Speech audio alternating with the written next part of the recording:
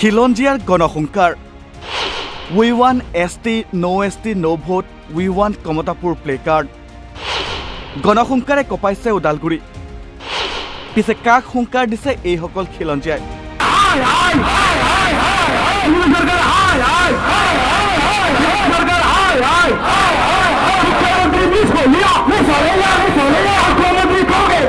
জনজাতিৰ মৰ্যাদা বিচাৰি ভয়াম কপাইছে খিলঞ্জীয়াই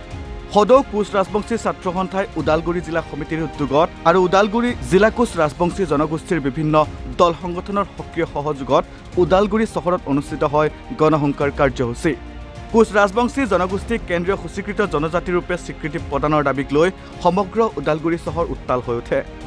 অঞ্চলটোৰ বিভিন্ন প্ৰান্তৰ পৰা হাজাৰ হাজাৰ সমৰ্থকে ওদালগুৰিত সমাৱেশ হৈ হাতে হাতে প্লে কাৰ্ড বেনাৰ আৰু শ্লোগানেৰে জনজাতিকৰণৰ দাবী উত্থাপন কৰে কাৰ্যসূচীত নেতৃত্ব প্ৰদান কৰে আক্ৰাছৰ জিলা নেতৃত্বই লগতে বিভিন্ন কোচ ৰাজবংশী সামাজিক সাংস্কৃতিক সংগঠনে অংশগ্ৰহণ কৰে কেন্দ্ৰ আৰু ৰাজ্য চৰকাৰক জনজাতিকৰণৰ দাবী সোনকালে পূৰণ কৰিবলৈ আহ্বান জনায় সদৌ কোচ ৰাজবংশী ছাত্ৰ সন্থাই পৃথক কমতাপুৰ ৰাজ্য গঠন কোচ ৰাজবংশীকে আদি কৰি 6 জনগোষ্ঠীৰ জনজাতিকৰণ আৰু কেএলৰ লগত শান্তি আলোচনাৰ দাবীত আমি এই ওদালগুৰি জিলাৰ পৰা আজি গণহংকাৰ কাৰ্যসূচী দুঘণ্টীয়া গণহংকাৰ কাৰ্যসূচী লোৱা হৈছে আৰু আজিৰ এই কাৰ্যসূচীৰ যোগেদি মই অসম চৰকাৰক দাবী জনাইছোঁ যে আপোনালোকে যি 25 নৱেম্বৰ তাৰিখে অসম বিধানসভাত এটা প্ৰস্তাৱ লৈ বুলি কেন্দ্ৰীয় চৰকাৰলৈ প্ৰেৰণ কৰাৰ কথা কৈছে আপোনালোকে সেইটো ইতিবাচক দৃষ্টিৰে লওক আৰু আমাৰ জনজাতিকৰণৰ বিষয়টো সিদিনাখনে এটা চিল মোহৰ মাৰি পেলাই আপোনালোকে দিল্লীলৈ পঠাই দিয়ক কাৰণ বহু দল আপোনালোকে কেতিয়াবাই মন্ত্ৰী গোট গঠন কৰিছিল আজিলৈকে মন্ত্ৰী গোটৰ প্ৰতিবেদন গৈ দিল্লী নাপালে কেতিয়াবা আপোনালোকে কৈছে যে আমি ত্ৰিপাক্ষিক বৈঠক এটাৰ মাজেদি সমস্যাটাৰ সমাধান কৰিবলৈ আগবাঢ়িম কিন্তু দেখা গৈছে যে অসম চৰকাৰে যে আমাৰ এই দাবীটোৰ প্ৰতি এটা মিছলীয়াৰ স্থিতি লৈছে ভগৱানা কৰি আছে আমাক প্ৰতাৰণা কৰি আছে বাৰে বাৰে আমাৰ প্ৰতি অন্যায় কৰি থকা হৈছে কিন্তু এই আমি 14 চনৰ পৰা আজি 25 চন শেষ হ'বলৈ আহি পালে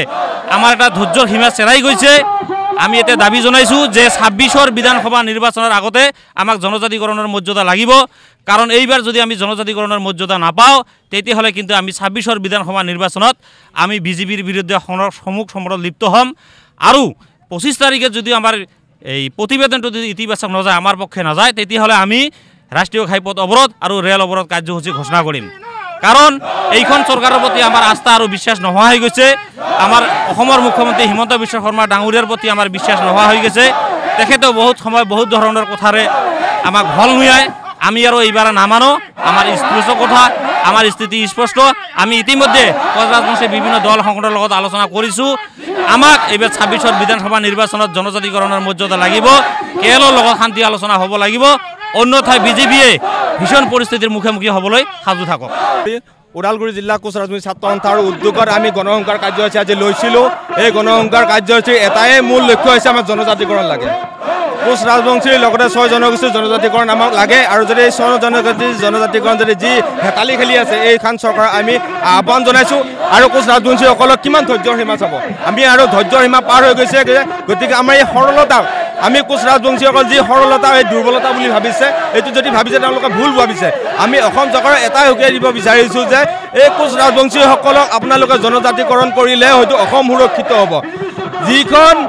যিখন চৰকাৰে কৈ দিছে যে খিলঞ্জীয়া ভূমিপুত্ৰৰ কথা তেওঁলোকে চিন্তা কৰে যদি সঁচাগীয়া তেওঁলোকে এই খিলঞ্জীয়া ভূমিপুত্ৰৰ কথা চিন্তা কৰে তেতিয়াহ'লে 6 জনগোষ্ঠীৰ লগতে কোচ ৰাজবংশী জনগোষ্ঠীসকলক জনজাতিকৰণ মৰ্যাদা তেওঁলোকে দিয়ক তাৰ অবিহনে অন্যথা কোনো ইয়াৰে কোনো ধৰণৰ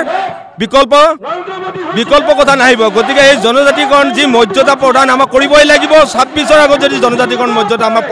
নিদিয়ে তেতিয়াহ'লে এইখন চৰকাৰে ইয়াৰ পৰিণাম ভুগিব লাগিব গতিকে এই পৰিণাম ভোগাৰ আগতে ভালদৰে চিন্তা কৰি চাওক এইখন চৰকাৰ খিলঞ্জীয়া চৰকাৰ বুলি কোৱা হয় কিন্তু খিলঞ্জীয়া চৰকাৰৰ খিলঞ্জীয়া মানুহৰ কথা যদি চিন্তা কৰে জনজাতিকৰণ কৰিবই লাগিব আৰু এটা কথাই ক'বলৈ বিচাৰিছোঁ যে কোচ ৰাজবংশী জনগোষ্ঠীসকলৰ যি প্ৰতাৰণা আৰু প্ৰবঞ্চনা কৰি আছে ইয়াৰে এই প্ৰতাৰণা প্ৰবঞ্চনাৰ কিন্তু আৰু বেছি দিন আৰু ধৈৰ্য ধৰি আমি নাথাকিম যদি আমাৰ এই গণতান্ত্ৰিক আন্দোলন তেওঁলোকে যদি গণতান্ত্ৰিক যদি ভাষা বুজি নাপায় আমি অন্য পন্থা ল'বলৈ আমি সাজু আছোঁ আমি বুক পাতি দিবলৈ আমি সাজু আছোঁ যদি আমি থকাৰ অধিকাৰ নাই মুখ্যমন্ত্ৰী ডাঙৰীয়া আমি এটাই আহ্বান জনাব বিচাৰিছোঁ কোচ ৰাজবংশী জনগোষ্ঠীক গুলিয়াই মাৰক তেওঁলোকে গুলিয়াই মাৰি শেষ কৰক গতিকে আমাক জনজাতিকৰণ লাগিবই এই জনজাতিকৰণ অবিহনে আমি কিন্তু কোনো শান্ত অসম আমি ৰক্তাক্ত পৰিস্থিতি কৰি দিম কিন্তু আমি কোনো বাপেকৰ সম্পত্তিৰ কাৰণে আমি ST বিচৰা নাই ST আমাৰ পাইব 96ত আমাৰ যিটো তেনেকৈ আমাক ভাৰত চৰকাৰ অসম চৰকাৰে 96ত আমাক ST গ্ৰহণ কৰিছিল সেনেকৈ চেম আমাক ST গ্ৰহণ আমাক কৰিবলৈ মুখ্যমন্ত্ৰীক অনুৰোধ জনালোঁ ট্ৰাইবে হওক বা অন্য জনগোষ্ঠীয়ে যদি আমাক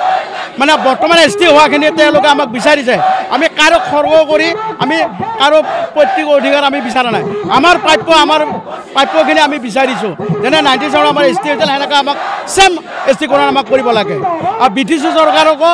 আৰু আমাৰ অসম চৰকাৰ আৰু আমাৰ চেণ্ট্ৰেল চৰকাৰক অনুৰোধ জনাইছে বিজেপি চৰকাৰ হোৱা গঠনত আমাৰ যিহেতু আমাৰ KSEখন দিলে সেইখন ললিপপ কোনো ফাণ্ড নাই কিবা নাই নামত আছে আৰু উন্নয়ন পৰিক্ষণটো কোনো কামেই নাই একো নাই ডেভেলপ কেইটা ৰাজবংশী ডেভেলপ হৈছে আপোনালোকে জানে কিন্তু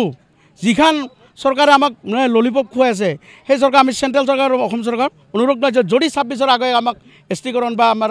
কিবাকৰণটো নকৰে আমি ভোট বৰ্জন কৰিম আৰু তেওঁলোকক আমি মুখ্যমন্ত্ৰীকো দেখাই দিম নৰেন্দ্ৰ মোদীকো আমি দেখাই দিব ওদালগুৰিৰ পৰা চিন্ময় ডেকাৰ প্ৰতিবেদন নৰ্থ ইষ্ট নাও।